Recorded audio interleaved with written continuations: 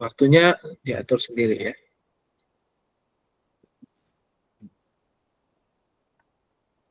Sudah kelihatan ya slide saya ya?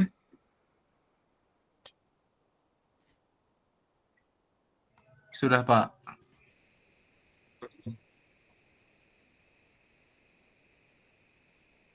Oke, nah. Jadi pertama, kalau di sini ya,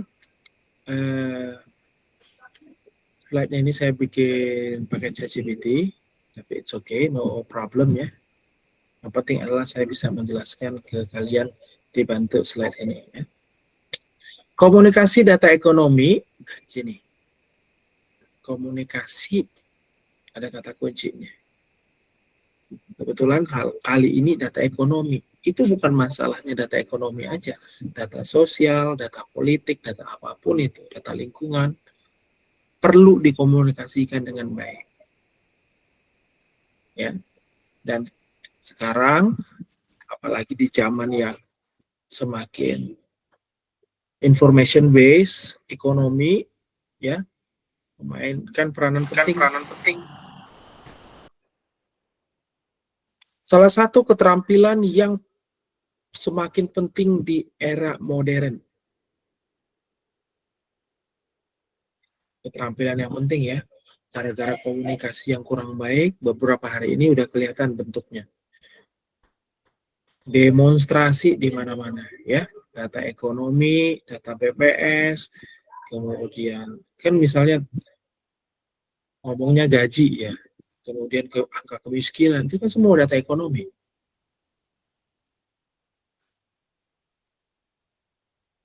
Informasi itu sudah bergerak dengan sangat cepat.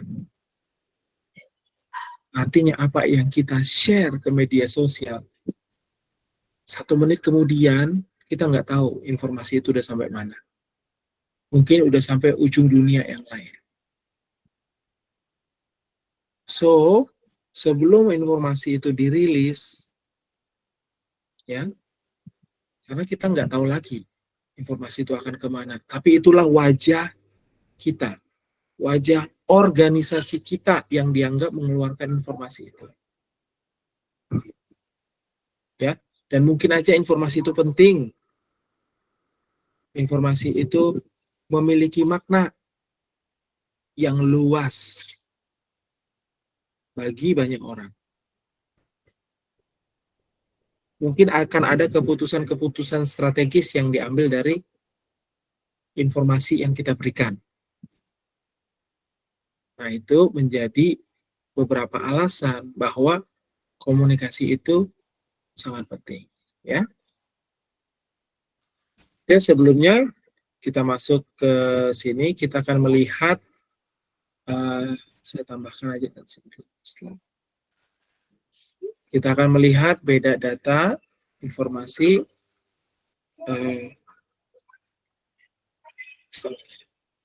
coba pakai pen ya. Pen, syukurlah bisa. Nah, di sini keganggu gak kalau warna merah? Terganggu? Aman, Bapak. Aman ya. Oke, warna hitam aja kalau gitu. Nah, di sini ada istilahnya data ya. Kemudian ada informasi. Nah, kemudian apa sih yang dimaksud dengan data ini?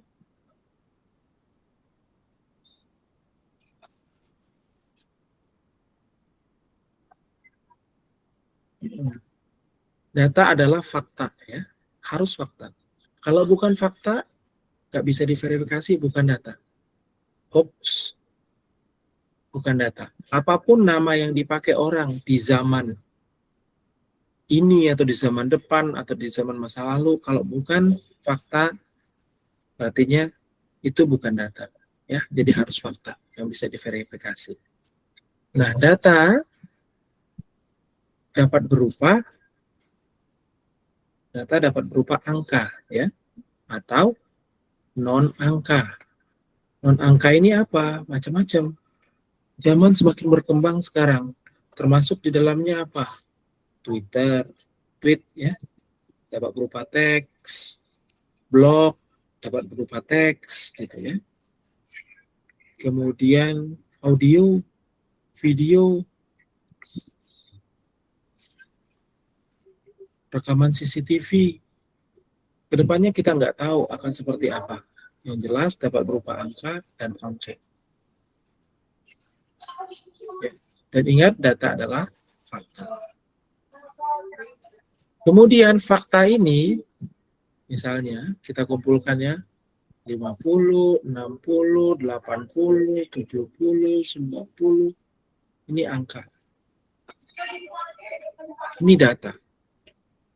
Tapi belum menjadi informasi kalau belum dikasih konteks dan diinterpretasi. Konteks saya sebagai dosen, ini menurut saya adalah nilai UTS atau UAS. Nah, sekarang ini menjadi informasi bagi saya. Dari yang tadi hanya angka aja, begitu saya kasih konteks, ini jadi informasi. Kemudian saya interpretasi. Supaya interpretasinya lebih bagus, saya lakukan analisa. Ya. Saya cari apa rata-ratanya. Ya, anggap aja rata-ratanya 80 ya. Kemudian standar deviasinya, minimum, maksimumnya. Oh, ternyata UAS saya minimum 50, maksimum 90. Wah, kok gapnya begitu besar ya? Apakah saya sebagai dosen tidak memberikan materi secara baik sehingga gapnya begitu besar ini? Salahnya di saya, materi saya, atau mahasiswanya? Nah, ini menjadi pemikiran bagi saya untuk meningkatkan kualitas pembelajaran saya di masa depan, di semester depan. Ini sudah menjadi informasi bagi saya. Oke ya. Kalau saya tidak lakukan, tidak berikan konteks, tidak lakukan analisa, tidak saya interpretasi, ya nggak jadi apa-apa, ini hanya angka aja. Kemudian, data dan informasi ini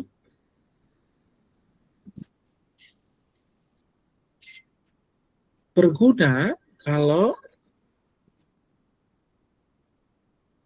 sudah menjadi knowledge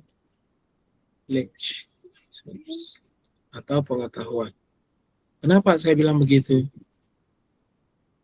Bukannya informasi aja udah berguna. Iya, sudah berguna informasi. Tapi belum mendatangkan apapun. Kalau informasinya diimplementasikan, ya, saya gunakan sebagai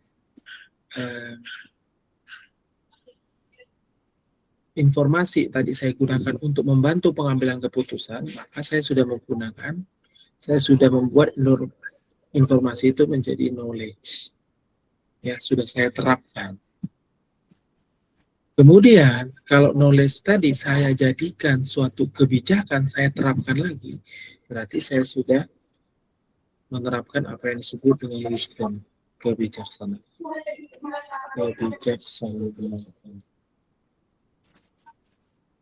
Kalau ini sudah saya buat menjadi peraturan. Ya. Kalau ini saya sudah terapkan, implementasikan, entah bagaimanapun bentuk. Analoginya kalau ini adalah kata, ini adalah kalimat, ini kalimat paragraf ya. Ini sudah menjadi teori, ini sudah menjadi buku. Buku ini kalau dibaca orang, membawa kebaikan yang lebih besar. Ya, membawa kebaikan yang lebih besar. Nah, inilah dikenal dengan istilah, kalau kalian baca lebih lanjut nanti, DIKW. Ya, Data Information, Knowledge, Wisdom.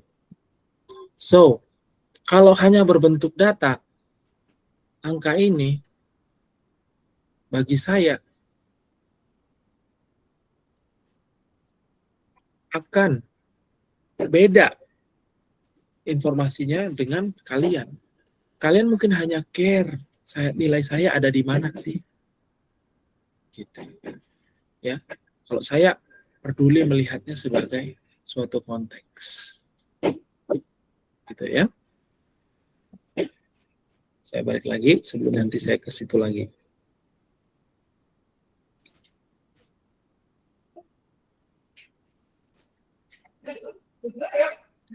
Dalam dunia ekonomi, data tidak sekedar menjadi catatan angka atau grafik statistik yang rumit, melainkan sumber informasi yang dapat membentuk arah kebijakan.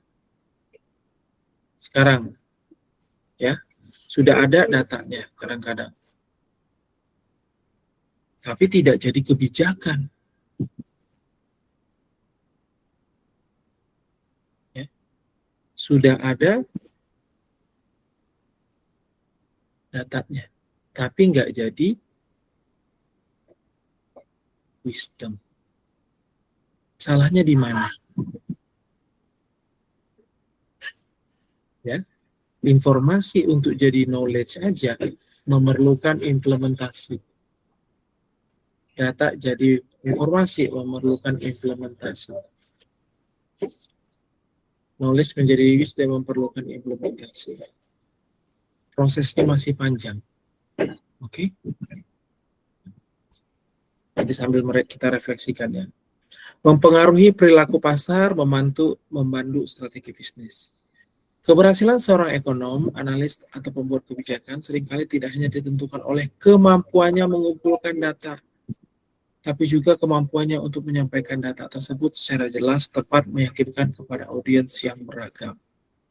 Kita akan lihat satu persatu ya, maksudnya seperti itu. Nah, sekarang kita itu di zaman era big data. Ya, mengumpulkan data ini. Nanti kalau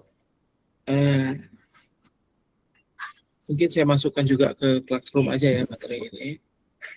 Kalau di Philcom kami pakai Brown ya, tapi berdasarkan penggalian saya tadi ternyata Brown nggak terlalu masif ya di beberapa tempat digunakan. Brown itu LMS-nya UB ya. Namun kayaknya saya pakai Classroom aja gitu. Dan nanti akan saya tunjukkan bahwa di zaman sekarang ini datanya itu bukan lagi dikumpulkan manual di perusahaan-perusahaan besar itu. Kalau perusahaan kecil mungkin masih manual. Tugas kelas, kita download data BPS, ya atau dari internet. Kalau di sana di perusahaan besar datanya itu sudah dikumpulkan secara otomatis, ya program yang dibuat khusus untuk mengumpulkan data. Nah, kategori pekerjaannya sudah beragam. Ada data analis, analisis data, data scientist, membangun model-model untuk menghasilkan informasi yang lebih mungkin akurat untuk melihat pola, memprediksi, gitu ya.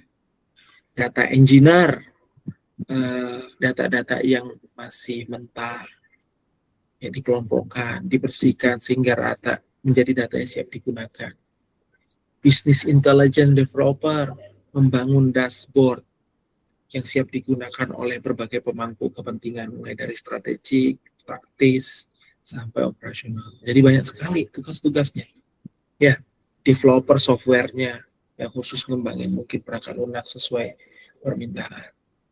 Jadi ngumpulkannya enggak lagi manual, tapi dibangun sistem. Karena informasi yang dihasilkan di zaman sekarang adalah big data. Bukan hanya data BPS, tapi datanya dapat berupa tweet. Yang bayangkanlah orang nge-tweet tiba-tiba sebentar aja kalau ada informasi langsung seluruh dunia respon. Masa mau di-download satu-satu? Begitu dikeluarkan, kita tangkap informasinya langsung keluar, sentimen negatif, positif. Poin-poin yang diangkat mengenai ini. Langsung, real time. Ya, nanti bisa sambil dicari juga seperti apa sih model mekanisme prosedur yang digunakan ya. Jadi kita nggak akan lama di sini, kita akan lanjut ke menyampaikan data tersebut secara jelas, tepat, dan meyakinkan.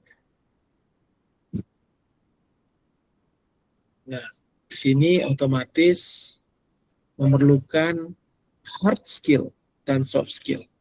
Ya, hard skill dan soft skill itu yang namanya skill, keahlian itu harus dilatih, ya. Tidak bisa tidak. Saya hapus dulu ya.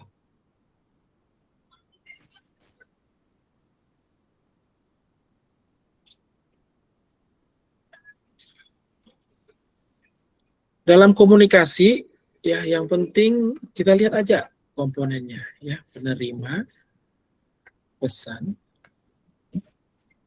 pengirim. Penerima, sama.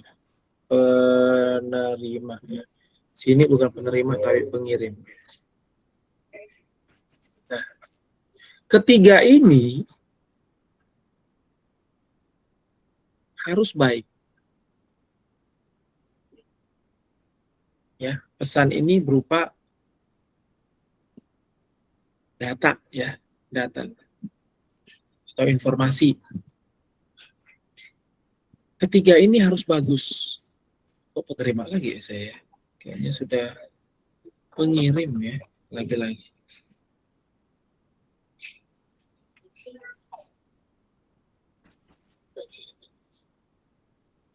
Nah, yang mengirimkan harus tahu informasinya. Harus tahu apa sih inti dari pesan yang ingin disampaikan. Ya. Harus tahu audiensnya. Audiens ini ya memiliki latar belakang. Semua yang terjadi di media sosial sekarang coba kalian refleksikan sehingga kalian bisa mengerti apa yang saya maksud dengan latar belakang ini. Pengirim ini juga memiliki latar belakang. Orang Jawa bilang bibit, bobot, bebet. Penerima ini nggak semuanya dengan kaum yang memiliki pendidikan tinggi, enggak. Nggak semuanya tahu istilah-istilah rumit. Nggak semuanya tinggal di kota. Ada yang tinggal di desa. Yang pendidikan tinggi, yang tidak tinggi. Ya. Terserah mau tingginya setinggi apapun ya. Latar belakangnya beda. Suku bahasa ya, suku bahasa. Punya perasaan, keadaan, ya.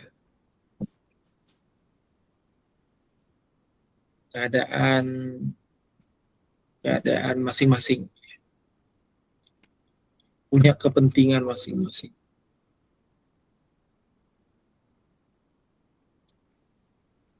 Dan lain-lain. Artinya pesan yang disampaikan ini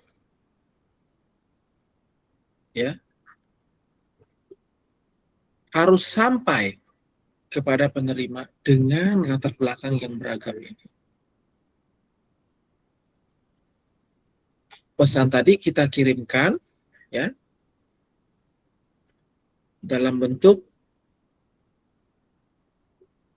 kuantitatif dan kualitatif.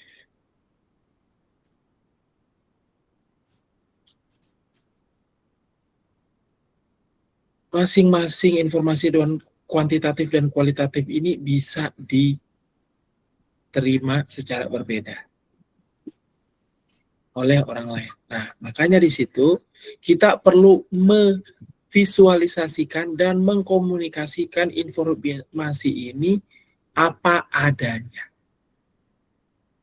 Nah, itu jadi tujuannya ya, agar pesannya sampai. Visualisasi itu sebagai alat bantu. Ya. Di zaman sekarang ini, visualisasi itu bukan hanya di kertas koran lagi, bukan hanya di poster lagi, bukan hanya di website, tapi sudah di Instagram, Twitter. Saya lihat di Instagram itu ke orang promosi sudah pakai gedung. lampu-lampu di gedung kelap-kelip. Ya, semuanya ada pesan di sana. Ya.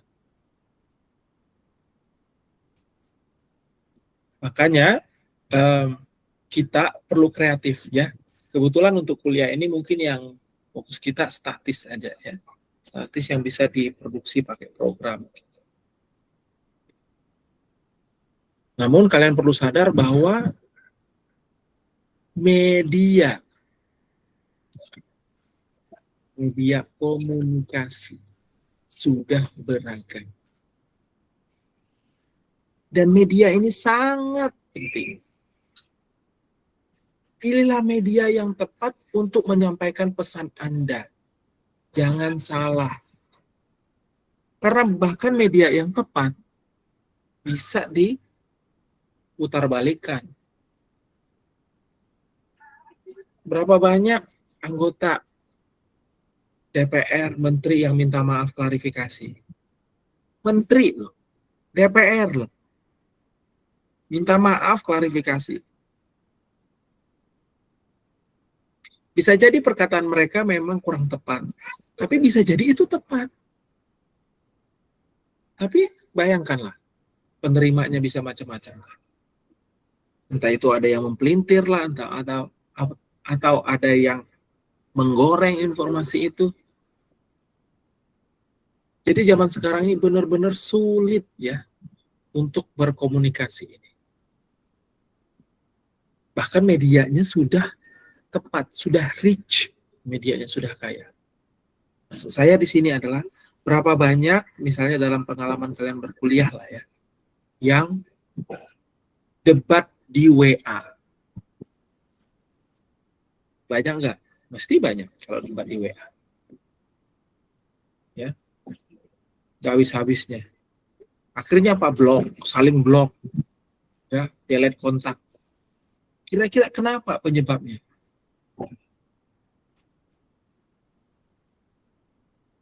Bisa aja memang si pengirimnya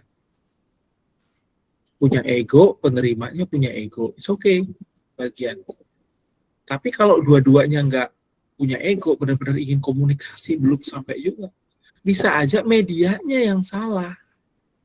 Karena media itu tidak dapat menangkap pesan-pesan kualitatif. Bisa nggak intonasi bicara dikirimkan lewat pesan WA? Nggak bisa. Mungkin setelah itu pesan teks. Pakai rekam audio. Nah, ini pun bisa disalahartikan. Akhirnya rekam video. Ini pun bisa salah kalau latar belakangnya mungkin latar belakang background kita ngambilnya kurang tepat. Akhirnya video call langsung.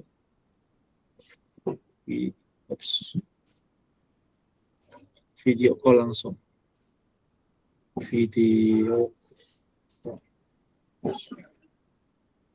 Sampai harus bahkan yang sudah lengkap ya, informasinya harus klarifikasi lagi. Waktu klarifikasi harus membaca data dan teksnya mungkin ditulis. Karena apa? Sulitnya komunikasi ini. Di zaman sekarang ini lebih sulit lagi. Nah, silakan kira-kira mulai direnungkan, kenapa ya bisa begitu? Kenapa kayaknya sesulit ini kah dulu? Nah, dari refleksi itulah kita bisa plus banyak membaca ya, tentunya. Karena mungkin ada orang lain di luar sana, para ahli yang sudah memformulasikan itu. Jadi kita sudah sangat terbantu untuk memahami gimana sih berkomunikasi data ekonomi di zaman sekarang, zaman now. Itu tantangan bagi saya dan akan menjadi tantangan lebih besar lagi saat kalian nanti aktif bekerja. Kecuali memang nggak ada kecuali ya, saya tarik lagi. Di belakang layar pun kalau kalian yang memproduksi informasi itu perlu menguasai kemampuan ini. Ya. Nah, di sini ada media ya. Video, audio, video call langsung, yang bergerak, email, pesan teks WA. Ini ada kelebihan dan kekurangannya. Gunakanlah media ini sebagaimana mestinya. Twitter itu komunikasi semua. Data ekonomi bisa dikomunikasikan di situ. Gunakanlah sebagaimana mestinya. Kalau memang tidak bisa informasi panjang, disajikan misalnya via Twitter, mungkin lewat tulisan dalam bentuk lain. Ya, itu dari aspek media. Sangat penting media. Kemudian kita akan kembali lagi ke sini ya. Nanti. Kemudian kita lanjutkan dulu ya. Sini masih ada hal lain yang perlu kita bahas. Meyakinkan ya, meyakinkan. Meyakinkan itu ya bibit bobot bebek tadi. Mau nggak mau ini zaman orang yang melihat siapa sih pembicaranya. Saya bilang tadi bibit bobot bebek itu ada di sini sama di sini. 3B. Ya. Kalau yang bukan Jawa mungkin nggak tahu ya 3B. Intinya itu latar belakang. Orang ngelihat siapa sih yang ngomong? Ya, yang mengirim juga dilihat siapa sih yang menerima pesan saya? Seperti apa latar belakangnya? Kita sesuaikan informasi itu dengan penerima pesan kita. Jangan egois. Tugas kita hanya satu, dalam berkomunikasi. Pesannya nyampe. Dan si penerima pesan menerima pesan itu apa adanya sesuai yang ingin kita katakan. Jadi nggak boleh egois. Saya ingin menyampaikannya pakai bar chart, diagram chart 10 warna. Nggak perlu. Petani mungkin nggak perlu itu. Ya, pedagang UMKM mungkin nggak perlu. Mereka hanya perlu hari ini untung atau enggak. Jadi jangan egois ya. Sesuaikan dengan latar belakang penerima. Dan penerima ini tentu akan merespon siapa sih yang ngomong. Ya, apa kompetensinya? Ini disampaikan pada waktu event apa sih? Nah, itu persepsi-persepsi yang lahir dalam proses komunikasi ini. Ya. Lanjut lagi ya. Komunikasi data ekonomi menggabungkan dua hal utama, penguasaan data dan keterampilan komunikasi. Saya sudah tulis tadi, harus menguasai ya. Hard skill-nya harus dikuasai. Datanya kalian tahu. Bukan hanya how to visualize. Why you visualize it? Ya, for what? Harus tahu. Oke? Sama keterampilan komunikasi.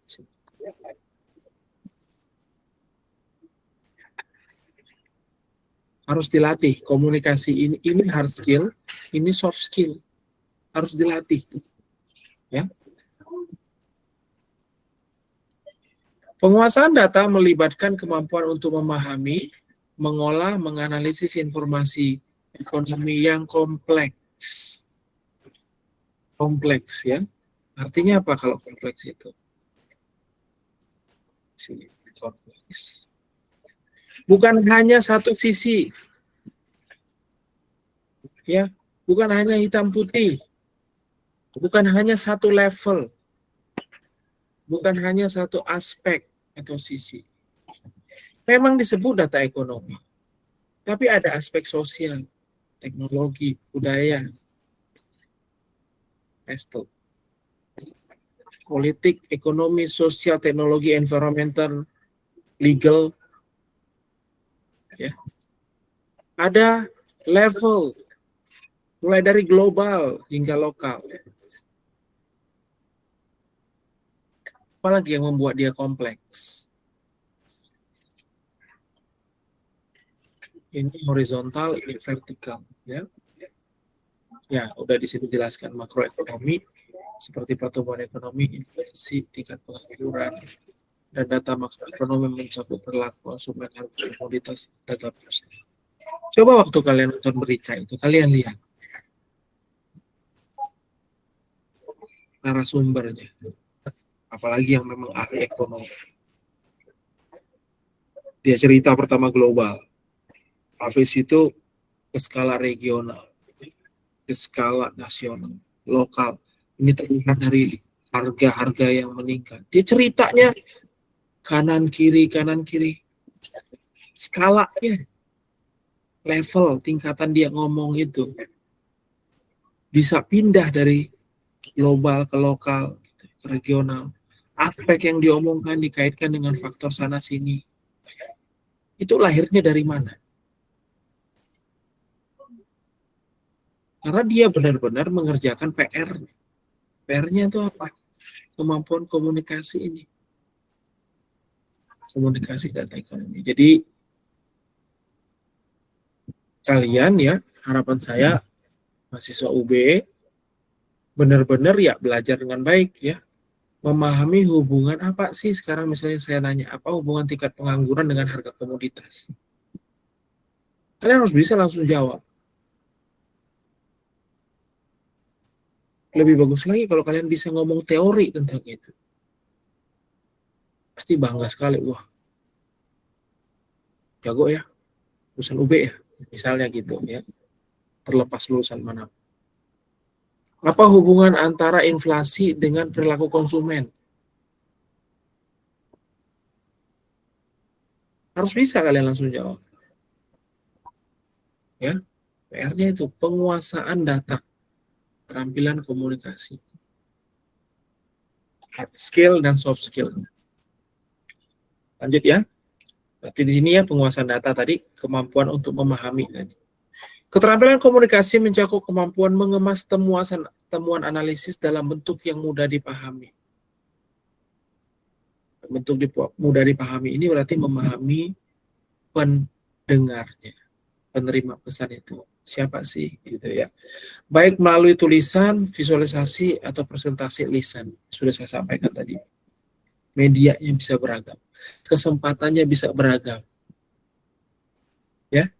Tapi yang diomongkan adalah data dasarnya. Itu kan ada quote gitu. A person who talks without data is just another person with an opinion. Siapa aja yang ngomong tanpa data, bahkan pejabat sekalipun, bagi saya hanyalah orang biasa aja yang ngomong pendapatnya. Gitu. Kalau nggak didasarkan data, itu pendapatnya aja. Ya, sama aja dengan orang yang kumpul di warung kopi, ngobrol, feeling saya ya, dia itu begini. Jessica Wongso membunuh Mirna apa enggak? Bener nggak dia yang taruh kopi di sianida? Itu nggak perlu jadi drama kalau semua data itu dikumpulin.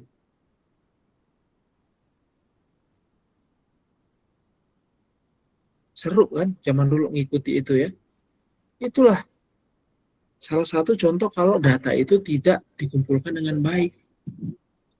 Jadi banyak hal yang PR lah gitu ya. Nama baik hukum di Indonesia langsung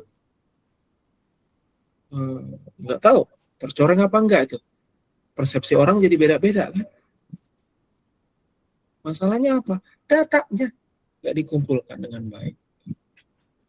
Hanya didasarkan pada opini misalnya. Ya, saya nggak tahu nanti seperti apa perkembangannya. Ya.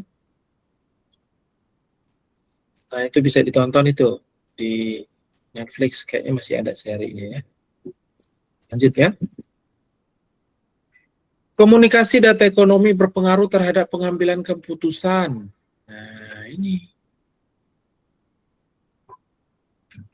Komunikasi data ekonomi. Bukan data ekonomi loh. Data ekonomi jelas. Ini saya tambah lagi nih. Komunikasinya. Ya. Mungkin kalau yang senang Bitcoin ya. Kalau Jerome Powell ngomong good afternoon misalnya. Harga saham, harga kripto langsung kebanting. Itu bisa nggak kita sebut sebagai kayak komunikasi? Tapi itu terjadi. Ya. Begitu ada isu di televisi ya, atau kebijakan pemerintah, harga saham langsung berubah, direspon pasar. Itu komunikasi bukan? Langsung berpengaruh terhadap pengambilan keputusan, keputusan ekonomi juga. Contohnya, waktu Bapak Presiden Prabowo dilantik, semua harga saham yang terafiliasi dengan menteri-menterinya meningkat. Tahu informasi itu, saya beli harga sahamnya. Tapi seberapa besar lah kalau dosen beli saham ya, kecil-kecil aja. Yang jelas untung. Gitu. Karena kita tahu bahwa informasi ya, data itu akan berpengaruh. Kita bisa mengkapitalisasi dari informasi itu. Kalau kita tahu alur pergerakannya. Contohnya seperti itu, ya. Contoh di sini, ketika Bank Sentral hendak menetapkan kebijakan suku bunga, keputusan tidak bergantung hanya pada analisis internal, tapi memperhatikan bagaimana kondisi ini disampaikan kepada publik dan pelaku pasar. Nah, sangat penting karena akan mempengaruhi respon pasar. Ya. Jika komunikasi dilakukan secara jelas dan transparan, maka kepercayaan publik akan meningkat dan kebijakan dapat diterima dengan baik. Nah, di sini secara transparan. Ini transparan ini gimana? Transparan artinya prosedur mekanismenya bisa direplikasi. Kita tahu awal dan akhirnya itu seperti apa. Itu artinya transparan. Misalnya nanti kalian yang lagi skripsi ataupun akan skripsi. Bab 3-nya, bagian metode. Saya tinggal ambil, ya, kalau mahasiswa bimbingan saya, bab 3-nya. Saya baca. Kira-kira, saya tanya tuh ke mahasiswa saya, kalau bab 3 ini saya kasih ke adik kelasmu yang semester 5 atau 3, bisa nggak dia menyelesaikan skripsimu? Coba jawab dengan jujur. Kalau jawabannya belum bisa, Pak, berarti ada yang salah. Belum transparan bab 3-nya. Tapi kalau dia jawab, bisa, Pak, berarti semua urutan langkah-langkah metodenya sudah dijabarkan dengan baik, transparan. Maka saya sebagai penguji atau reviewer akan percaya, lebih percaya dengan hasil yang nanti akan muncul di bab 4.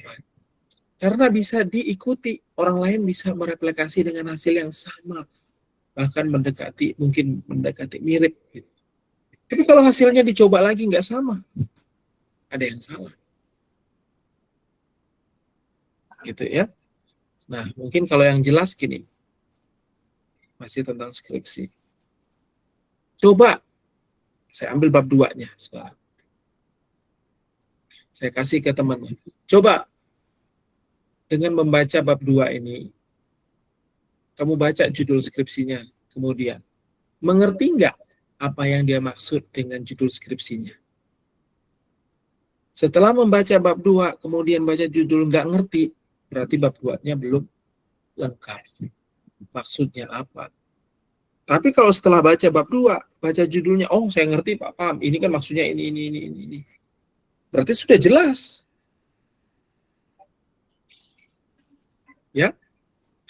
Artinya apa? Komunikasi itu harus berurutan. Pasti yang ingin kita komunikasikan itu ada judulnya, ada poin utama.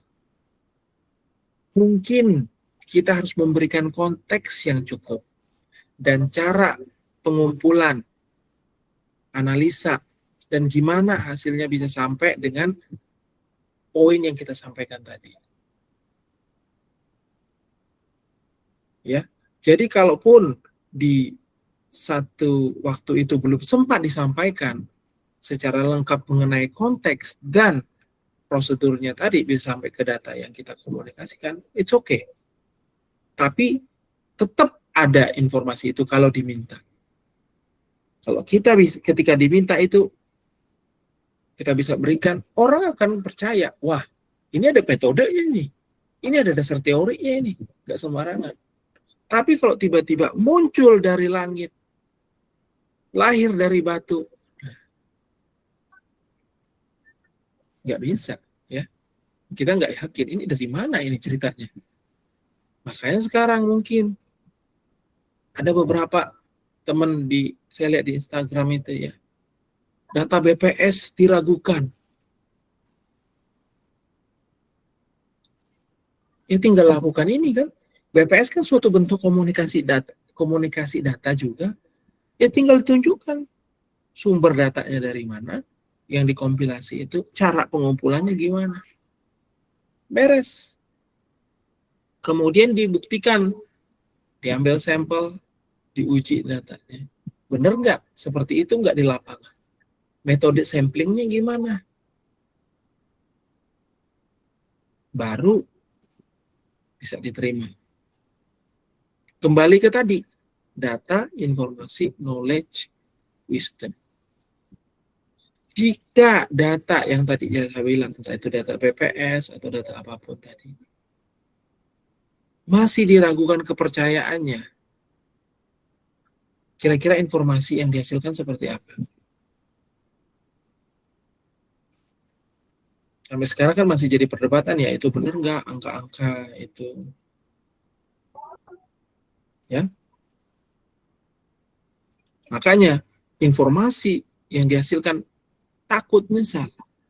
Keputusan yang kita ambil, knowledge yang kita bangun, takutnya salah. Akhirnya kebijakan merugikan kita sendiri. Coba kalian Google sekarang.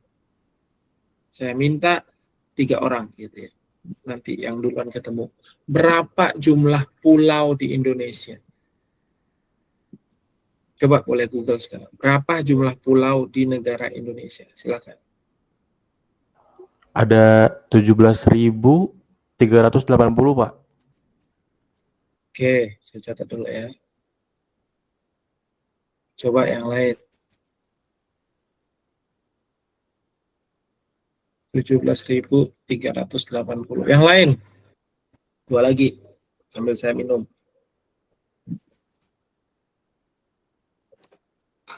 Kalau dari saya juga sama Pak, 17.308 Pak. 17.380 masih sama. Yang lain, scrollnya Betul, agak Pak. ke bawah dong.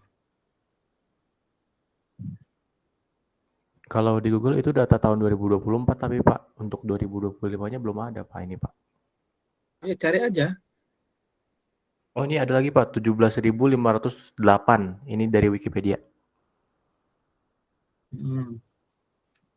Wikipedia siapa yang nulis kan? Apalagi? Ada nggak yang lain?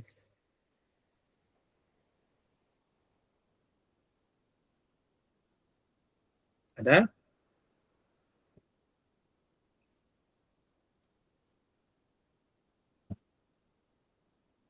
Nah, kalau yang ini tadi 380 sumbernya apa? Itu dari AI Overview Pak. Diambil dari AI. Kompas. Diambil dari Kompas ya Pak. Ya. Mesti datanya dari sumber tertentu lah. Nah, Iya, dari Kompas. mana yang benar? Ya, silakan ada lagi.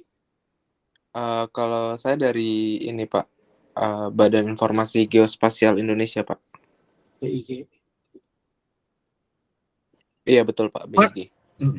Mana yang benar kalau kayak gini? Kalian pasti nanti kerja di pemerintahan di swasta, ada persimpangan jalan. Harus pilih yang mana?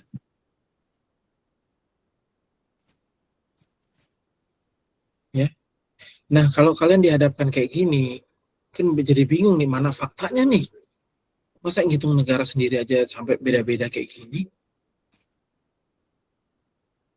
Nah, kalau kalian dihadapkan kayak gini, kalian lihat, cek di Indonesia ini ada yang namanya wali data, ya. Kalian cek siapa wali data untuk pulau. Siapa balai data untuk panjang jalan? Siapa wali data untuk batas administrasi desa, kota, kecamatan? Nah, aculah data itu.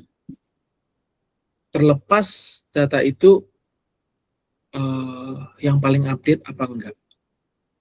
Ya, kebetulan mungkin di sini untuk pulau, anggap aja 17.508.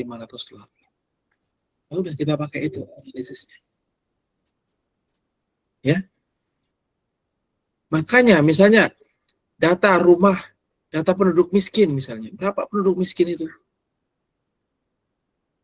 Misalnya, penduduk miskin ya. Berapa? Ini kaitannya dengan apa? Kaitannya dengan BLT, kaitannya dengan apa? Beasiswa anak miskin misalnya. Kurang mampu, kaitannya sama apa?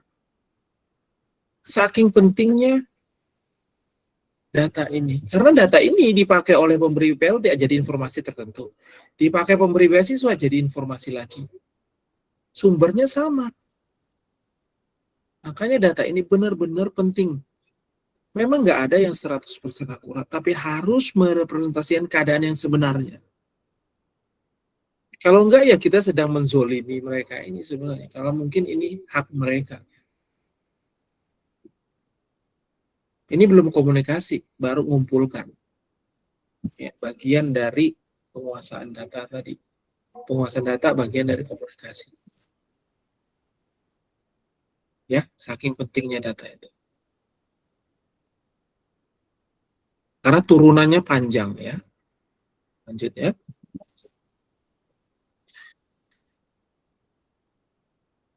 Sebaliknya, saya lanjut ya. Tadi udah bahwa informasinya harus jelas, konteks, berikan konteks yang cukup sampai orang lain bisa memahami. Jangan langsung ke hasil akhir, nggak ada guna. Ya, jelaskan prosesnya. Kalau waktu untuk mengkomunikasikannya pendek, pilih informasi yang penting-penting aja. Ya. Dan pastikan data untuk mensupport komunikasi kita tadi, prosedur dan teorinya kuat. Kebijakan kita, ya, kalaupun yang kita ambil, wisdom kita tadi yang dimulai dari data tadi, kan udah jauh tuh. Dalam data jadi informasi aja masih bisa salah, karena ada manusia di situ yang menginterpretasikan, memberi konteks. Informasi jadi knowledge masih bisa salah, karena ada manusia di situ. Manusia tempatnya error. Knowledge jadi wisdom masih bisa salah di situ, karena bisa aja ada error. Ya, ada cognitive bias lah atau apapun di situ. Ya, tapi dengan yang saya bilang tadi, data, fakta yang benar-benar diceritakan semua latar belakang dari data itu dan prosesnya. Pertama-tama kita gain trust. Kalau orang udah nggak percaya sama kita, nama baik udah tercoreng seperti beberapa lembaga di Indonesia, sudah. Mau ngomong apapun dosa. Ya. Karena apa? Udah responnya udah negatif, kan itu kan udah dosa. Jadi, maksudnya. Tapi kalau kita udah trust, wah, kita dengerin sampai akhir. Akhirnya kebijakannya dapat diterima dengan baik. Ternyata nggak mudah ya menghasilkan kebijakan diterima dengan baik, apalagi trustnya semakin turun. Ya, jadi komunikasi itu dibangun, ya, sesuatu yang dibangun, bukan sehari, karena ada aspek trust di situ. Lanjut ya. Jika pesan yang disampaikan ambigu atau sulit dipahami, hal ini dapat menimbulkan kebingungan dan ketidakpastian yang justru merugikan perekonomian. Tanggal 1 kemarin, ambigu nggak tanggal 1 kemarin? Jadi nggak demo? Informasi disarankan hybrid. Maksudnya gimana itu? Bingung kan? Baru loh itu, padahal dampaknya ya nggak terlalu besar lah secara ekonomi mungkin ya. Saya sih nggak terlalu merasa. Tanggal 1 September kemarin katanya mau demo. Nah, itu kan ada aspek eksternal ya. Kemudian direspon oleh kampus-kampus, sekolah-sekolah gitu. Kuliah online di beberapa universitas negeri dan swasta. Kalau UB disarankan hybrid jika melewati. Ada yang melewati. Ya, kan membingungkan siapa yang melewati, di mana demonya. No information, no clear information. Menimbulkan kebingungan. Saya jam 6 udah di kampus. Ketidakpastian.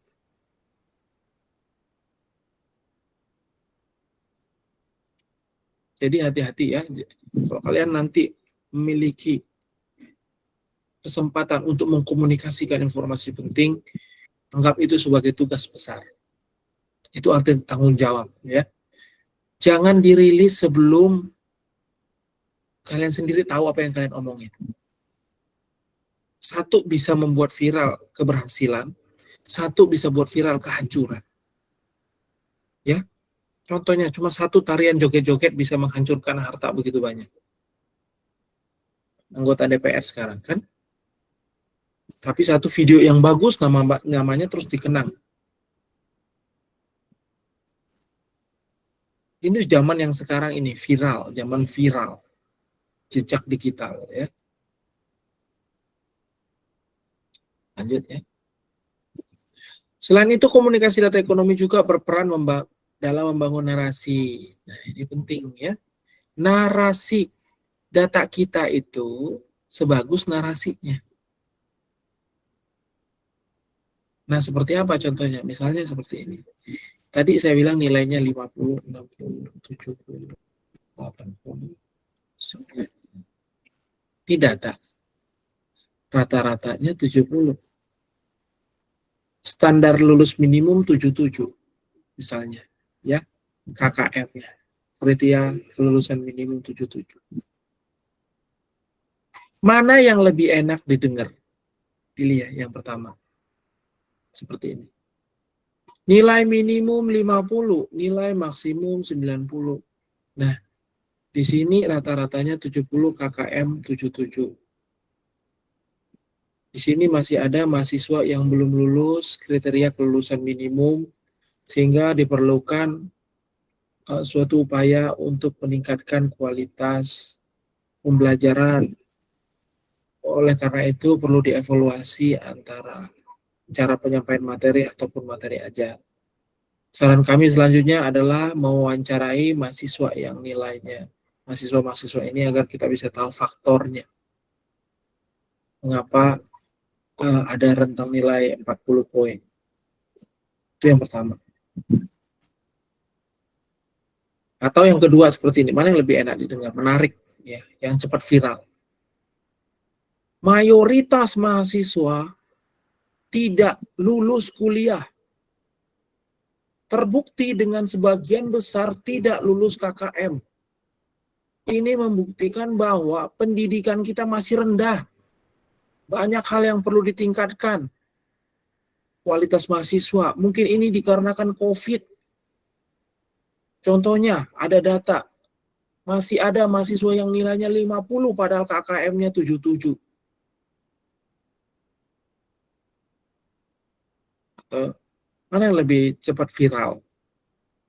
Yang pertama apa yang kedua? Pasti yang kedua kan? Benar kan ini mayoritas. White lies. Yang diceritakannya benar datanya. Tapi nggak objektif, seluruhnya nggak dilihat di sini. Memang mungkin keadaannya perlu pengembangan. Ya. Tapi harus melihat dari dua sisi tadi. Habis itu belum ada data wawancara yang digali kenapa ini rendah. Mungkin aja ini yang 50 ini sering absen karena sakit keluarganya. Yang 60 ini mungkin karena dari keluarga yang kurang berada atau seperti ini. 70 ini karena aspek yang lain.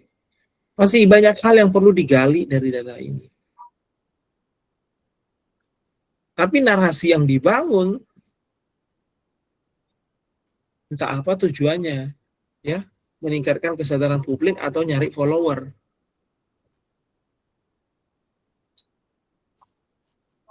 Ya, jadi komunikasi ini penting ya untuk bangun narasi. Harapannya bangunlah narasi-narasi yang objektif, yang membawa kebaikan. Ya, pasti ada kekurangan di mana, di sana sini. Ya. Cuma masalahnya kadang-kadang ya begitu udah dikasih data, informasi nggak jadi knowledge, bahkan nggak jadi wisdom. Sehingga perlu teriak, perlu demo. Nah, harapannya sih nggak perlu lah teriak-teriak ya bahkan sampai ada korban. Kalau memang dari awal didasarkan pada data. Ya, nah nanti kalau kalian jadi menteri, ya, jadi pejabat, harus diingat ya, didasarkan pada data, lihat secara objektif. Kita lihat, narasi adalah rangkaian cerita berbasis data yang memberikan konteks. Nah, memberikan konteks. Tadi kan sudah dikasih konteksnya. Dan makna pada angka-angka yang disajikan. Berilah makna, ya, kalau ingin membangun narasi. Cerita kita itu sebagus narasi kita, ya. Data kita itu sebagus narasi kita. Sebagai contoh, data statistik tentang penurunan tingkat kemiskinan akan lebih bermakna. Akan lebih bermakna jika disertai penjelasan faktor-faktornya yang berkontribusi. Nanti harus penelitian lanjutan. No problem. Kebijakan yang berhasil, tantangan yang masih dihadapi.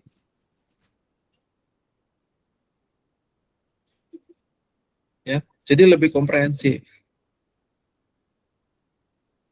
Kalau mau ditambahkan emosi di dalam narasinya silahkan, ya, supaya orang itu lebih dekat, ya, orang lebih memiliki gitu kan terhadap cerita yang kita sampaikan. Akhirnya orang bisa bergerak, karena orang bergerak kan bukan karena data aja, tapi emosi, ada emosi yang muncul, makanya bergerak, ya. Dengan membentuk narasi, data tidak lagi terasa kaku dan abstrak. Ceritanya tadi dibangun, ya, melainkan cerita yang hidup dan relevan bagi audiens. So ya, nanti kan kalian akan dibagi menjadi kelompok. Nanti ya setelah UTS kalian presentasi tugas-tugas per kelompok ya, cari data, terus kalian analisa, visualisasi, presentasi di kelas ya untuk kelompok. Nanti kelompoknya berdasarkan kesamaan hobi. Ya, nanti saya silakan bentuk sendiri. Anggotanya 31, satu kelompok 3 orang, ada yang 4 orang. Berdasarkan kesamaan hobi. Ya, nanti saya cek kalau hobinya tidak mirip, berarti kurang pas ya. Jangan bikin circle yang sama kayak kemarin ya, harus beda-beda. Tapi saya yakin akan beda karena saya lihat angkatan 22, angkatan 23 tadi. Ya.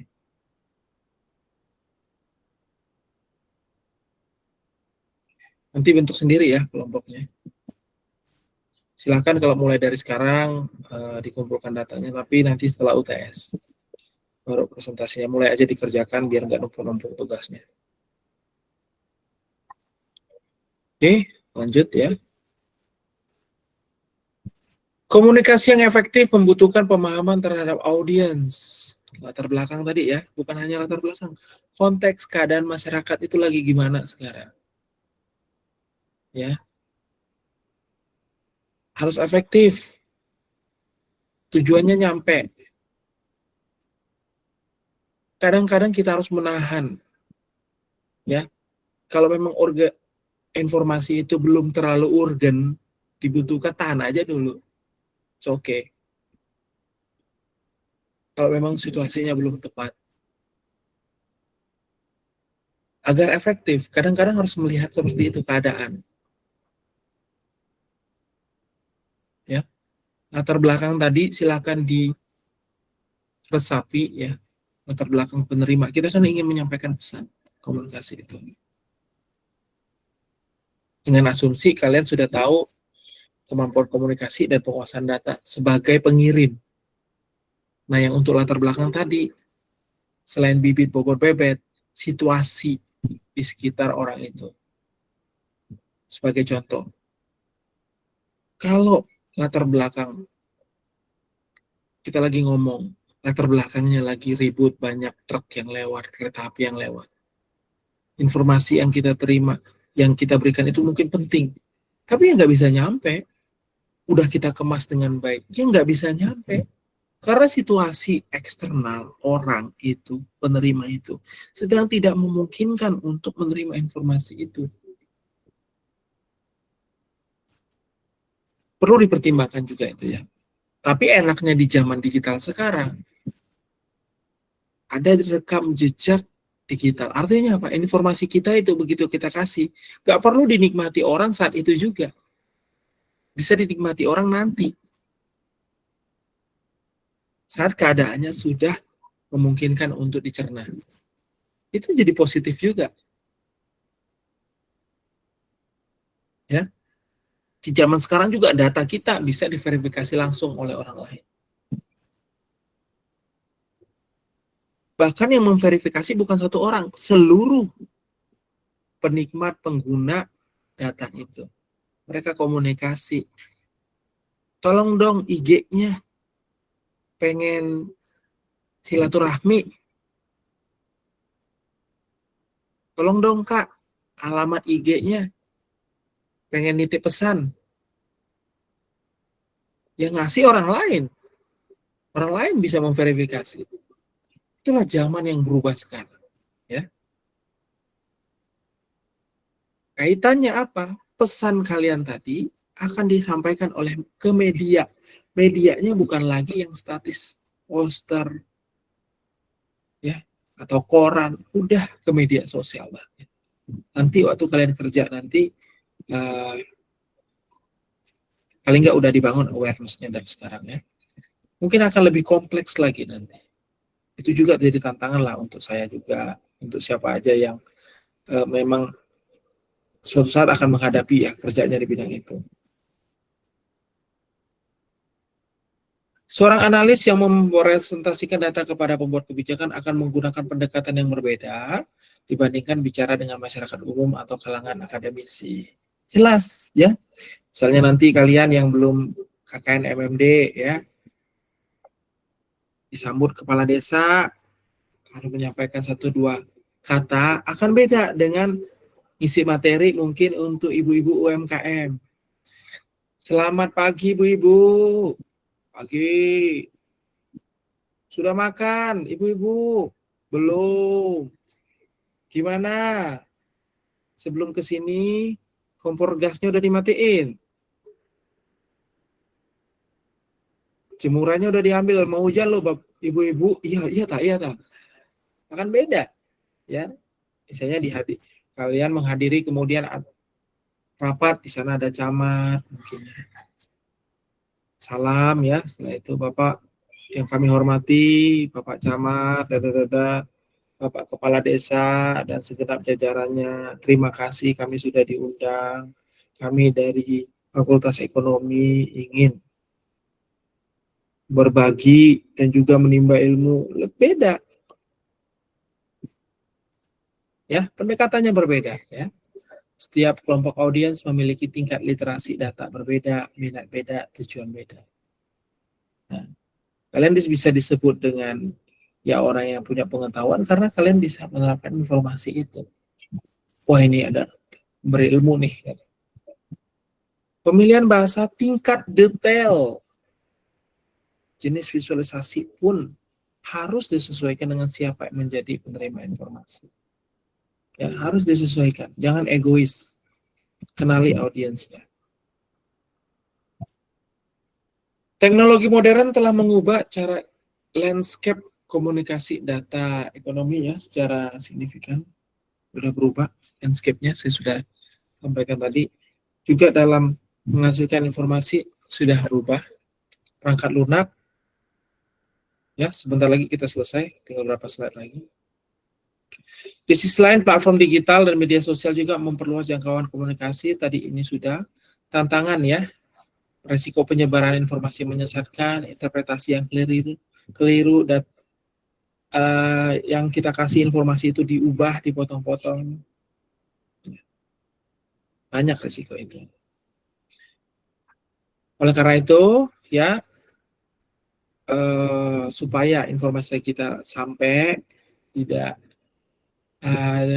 mengurangi resiko salah arti, gitu ya, miskomunikasi, kita harus menggunakan prinsip kejelasan, konsistensi, dan relevansi. Ya. Visualisasi yang baik harus menyampaikan pesan inti tanpa membebani audiens dengan detail yang tidak perlu. Yang nggak perlu hapus. Ya, visualisasi itu seni menambahkan dan mengurangi. Menambahkan seperlunya, mengurangi yang nggak perlu. Begitu juga di yang lain-lain, ya, dalam mata kuliah lain, dalam bentuk lain. Yang nggak perlu buang. Nanti kita lihat prinsip desain. Ya. Kita menggunakan warna, skala, elemen grafis ya dipertimbangkan dengan hati-hati untuk menghindari bias atau salah tafsir. So, pada akhirnya komunikasi dan ekonomi yang efektif adalah hasil kombinasi antara akurat analisis, do your homework. Mau ngomong apa sih? Hanya. Kalau kalian kebingungan, dulu waktu saya les ya, saya les menulis. Saya punya blank ya. Yang ingin saya tulis adalah itu. Yang ingin saya sampaikan adalah latihan itu berkali-kali, ratusan kali.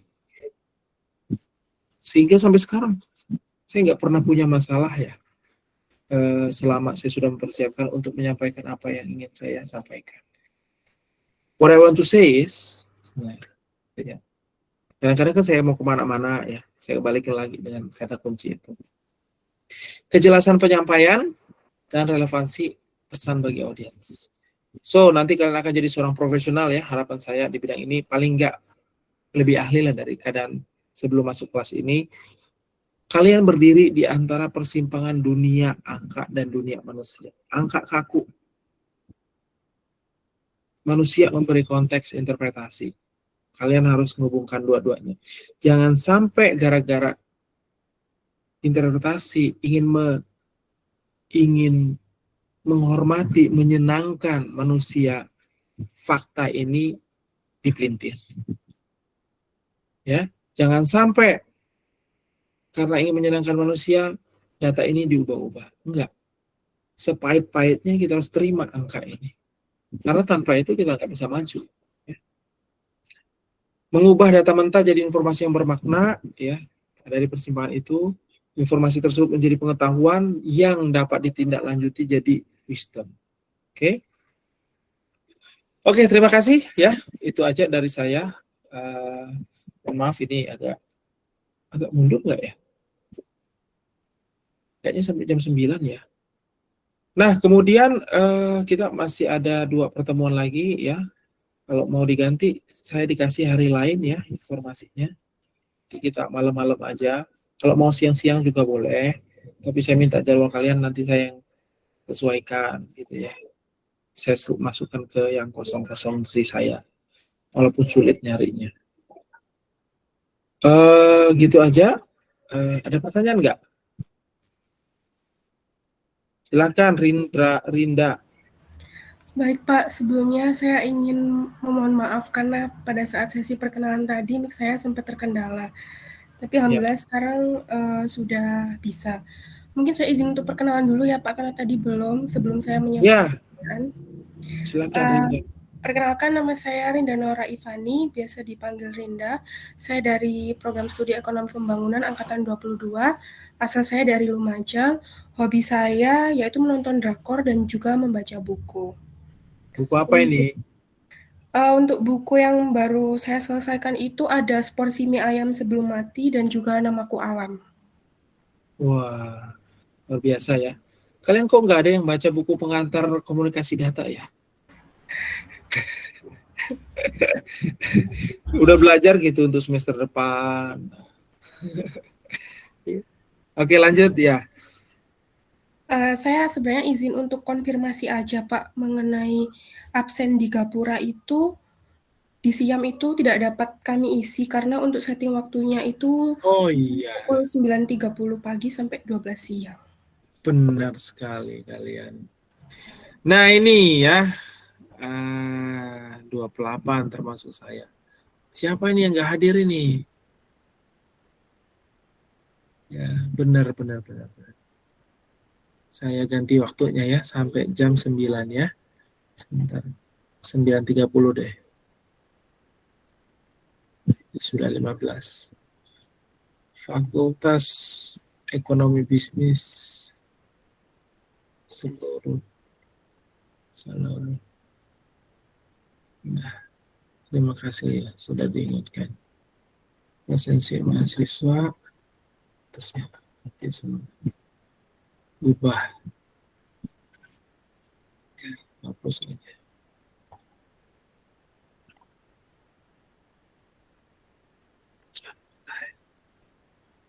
Jam mulai 9. Sisa 21. 21. Ya, saya bikin 21.15 ya, habis ini presensi ya. Oke, ada pertanyaan? Tidak ada yang raise hand?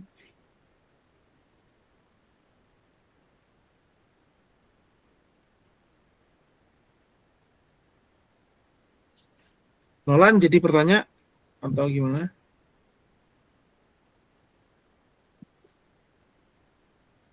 Oh, absennya. Oke. Oke, sudah ya, silakan sampai jam 20. Bisa kan sekarang? Ya bisa. Nah, sudah ada nih ya, presensi. Pakai handphone apa sih? Kok bisa kenceng banget ya presensinya ya?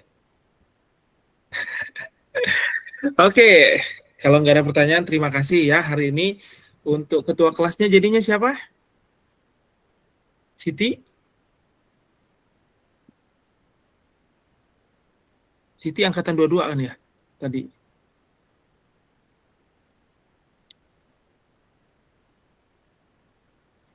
Halo? Ketua kelasnya? Siti aja lagi ya.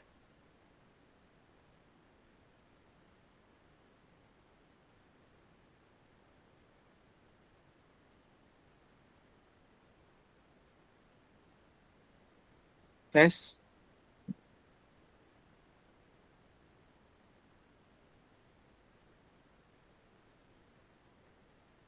Oke. Siti hadir? Oke, iya boleh Pak. Ya. Mungkin lagi di kafe ya. Mungkin ya, bisa aja salah.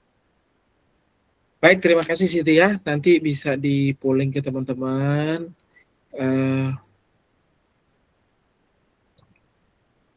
Kapan hari pengganti yang lain ya. Kalau enggak, kita ketemu dulu hari Jumat. Nah, kita bisa juga bicarakan di situ. Kalau memang sulit untuk komunikasinya. Kita ketemu Jumat depan. Semoga kayaknya nggak libur lagi. Habis itu kita tentukan kemudian. Bisa juga begitu. Ya. Baik, terima kasih untuk kehadirannya. Sampai ketemu di pertemuan selanjutnya. Selamat istirahat ya. Terima kasih Bapak. Terima kasih Pak.